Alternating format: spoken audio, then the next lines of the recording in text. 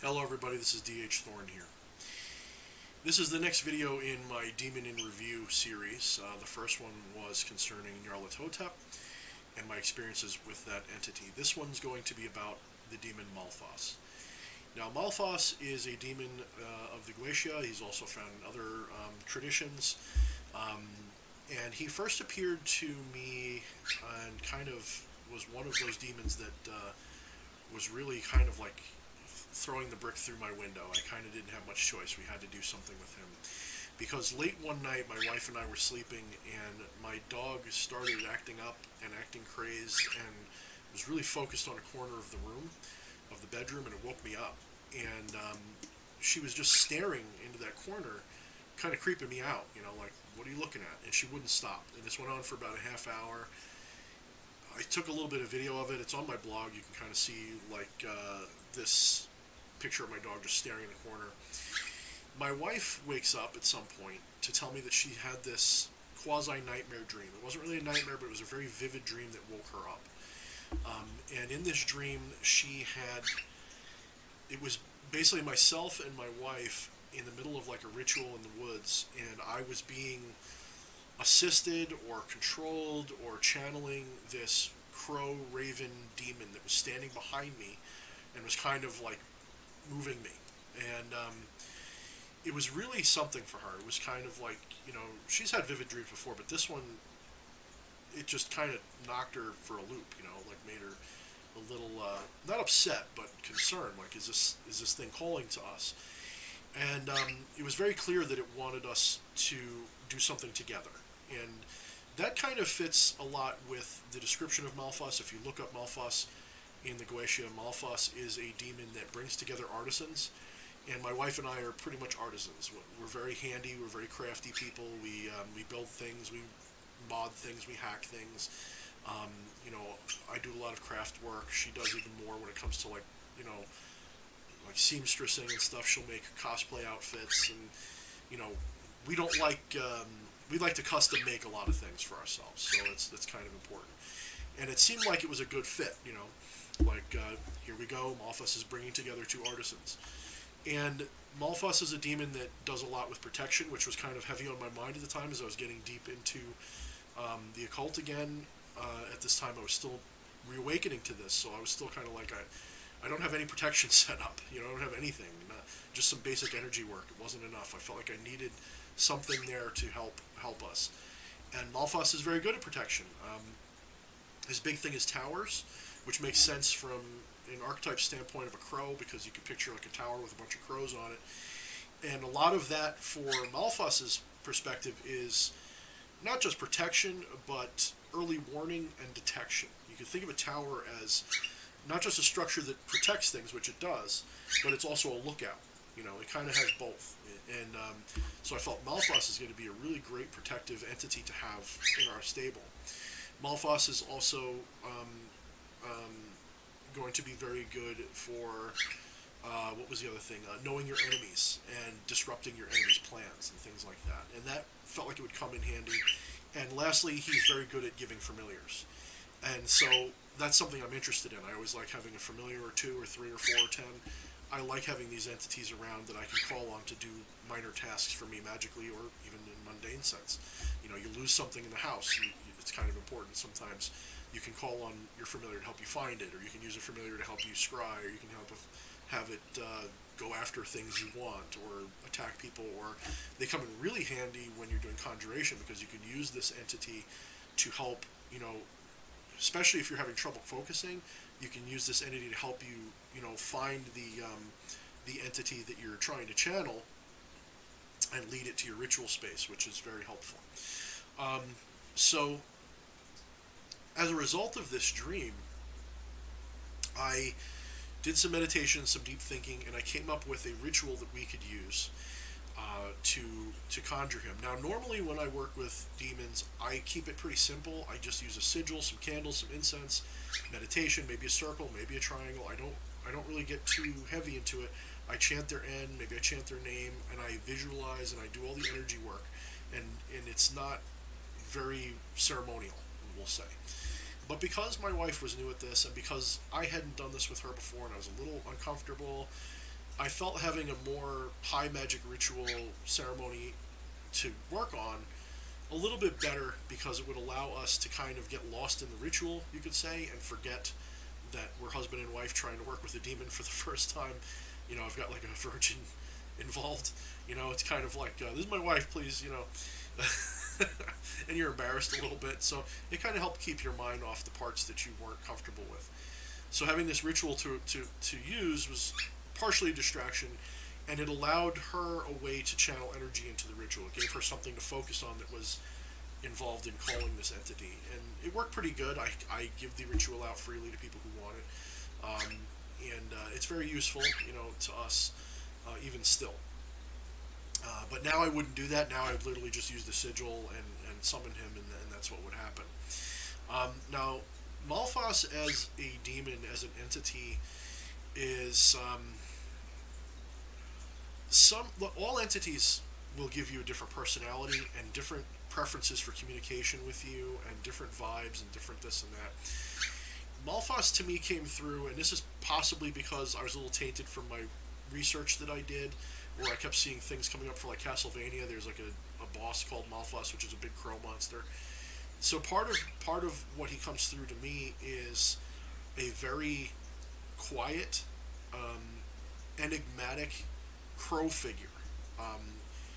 For me, it was humanoid, with very big hulking humanoid, wearing like almost like a trench coat made of feathers, or almost like its wings were folded over like a coat, with a pair of claw arms. Like it was his arms, but they ended in like bird claws more, like, or if they were human claws, but they were like 3 fingers with like talons on them, holding like a staff, and the head was kind of like, it varied, but the last one that I envisioned was like a skull, like a raven's skull, which had like a hood over it, kind of peering out from under it, almost like Darth Sidious or something.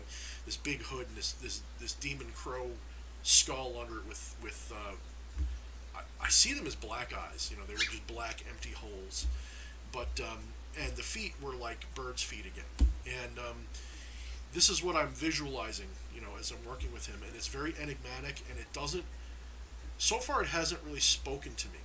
It's said in the Goetia that it speaks in a raspy voice. I would imagine like a crow's kind of voice, but it was more of like to me it was, well, during the ritual, it was a presence, and it was completing thoughts in my mind. Like I'd think something, and it would answer it with like something that was obviously like I didn't think it; it just happened in my brain. Or I'd think something and there'd be a noise, like signaling yes or no kind of thing. Like, if you're here, give me a noise, I'd think that, and there'd be like in the woods, that kind of thing.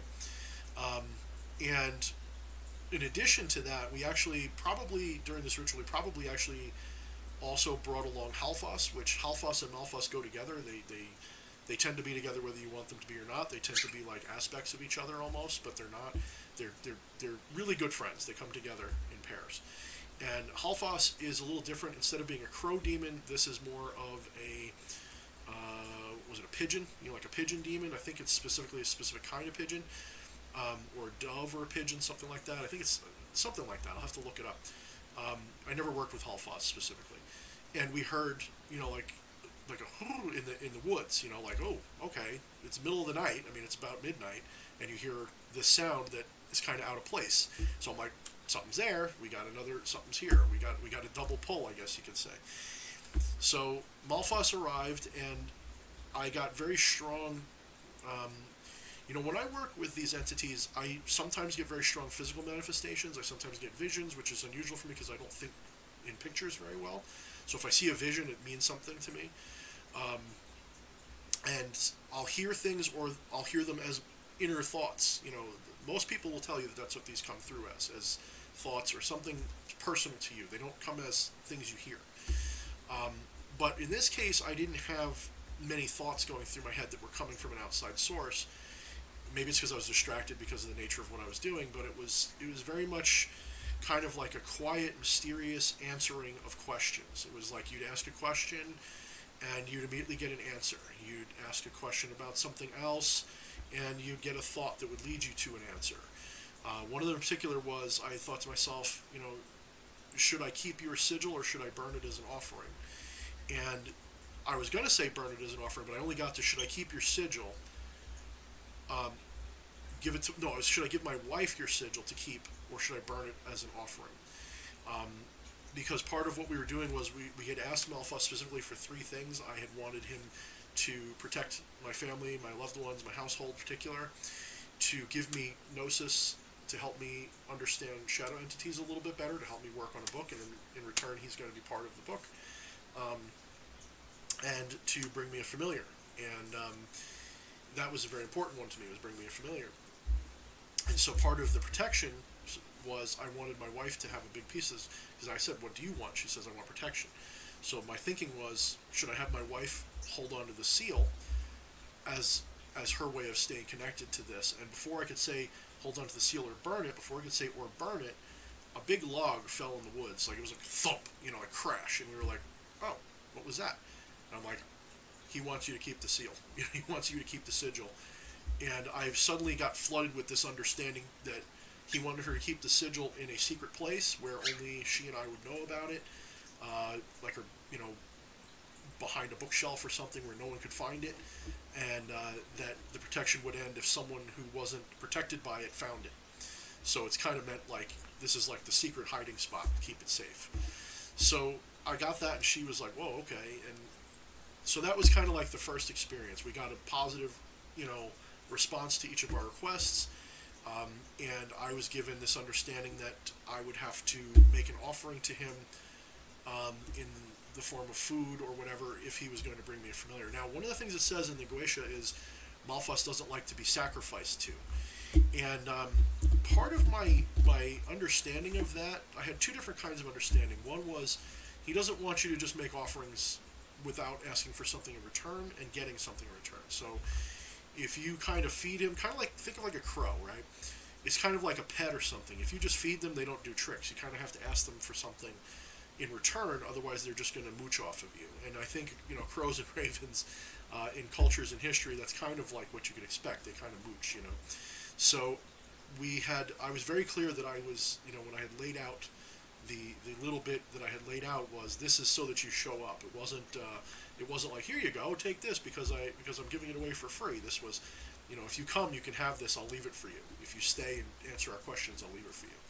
So, because I was keying in on the word sacrifice, that kind of thing. He'll accept them gladly, but then he will fool you forever after. So I didn't want to just make sacrifice to him without something in return. Like with King Paimon, I'll leave something out for him whether he asks for it or not. And it's just a gift. I want him to feel at home. But with this entity, it was, you can't have this unless you show him. That kind of thing. Now, Malphas has been one of my primary, not a patron entity for me by any stretch, but one of my primary go-to entities for a little while. We were working together. And he gave me a ritual to acquire my familiar Nicodemus, which has been featured in one of my videos as an assistant during working with Vine. And that was a very powerful ceremony for me. When I did that right, there was a lot of physical manifestations going on, a lot of signs. Nicodemus was real. It was a real entity. I wrote up a big blog post about it. I probably won't rehash it with a video, but let's just say this is an entity that is very real. And though he goes through dormant periods where it's kind of harder to get him to do anything, when he is active, it's noticeable. And he's been blamed for several things going missing in the house, but he's also been rewarded for helping us find them. So sometimes I'm not sure if he's the one making them go missing so that he can get a treat, kind of like a naughty dog. But things always turn up, and when we ask him to help. And sometimes it turns up in rather synchronistic ways. So Malphas also is kind of one of those entities that I don't know if I would say he is a legitimate entity from the time before time type of thing. I don't know if he's like a god type entity. He kind of feels like a sentient egregore to me. He's got that feeling, but I don't mean in any way to disrespect this entity, because it is very powerful and it is very mysterious and it is very conducive to. He will definitely make you into a powerful sorcerer all by him. If you work with no other demon, you'd still be powerful because of him. He's an excellent sorcerer. He knows a lot of different things. You have to remember that just because the Goetia only says that he does this doesn't mean he can't do more. It just means these are his specialties. These are the things he wants to do. That doesn't mean that he can do everything as well as other entities will. He might even tell you, please go to this other entity. I don't do this. But this is an entity that I would definitely not hesitate to make. Like, if you're into these entities, which I was, I like crows, I like ravens, and I especially like them more and more going up to this. Before I even knew I was going to work with him, I just, ravens and crows have just been coming to me. Like, I have a video on my phone of a crow that just kind of befriended me and was hanging out with me, eating food with me, and all this other stuff. So it's kind of like, was this normal, or was I being, was this entity already kind of coming to us? So I don't know. That's something that I'd have to divine and maybe use tarot for, but I don't even care. I had this experience and it was awesome. So I recommend Malphas to you, especially if you're looking for protection, especially if you're looking to know secrets about your enemies or disrupt your enemies' plans, or if you want a good familiar. Great familiars come from him. Alright guys, that's it for this video. Tune in next time. I will probably be talking about King Paimon, who's kind of an interesting entity all on his own. So, see you soon.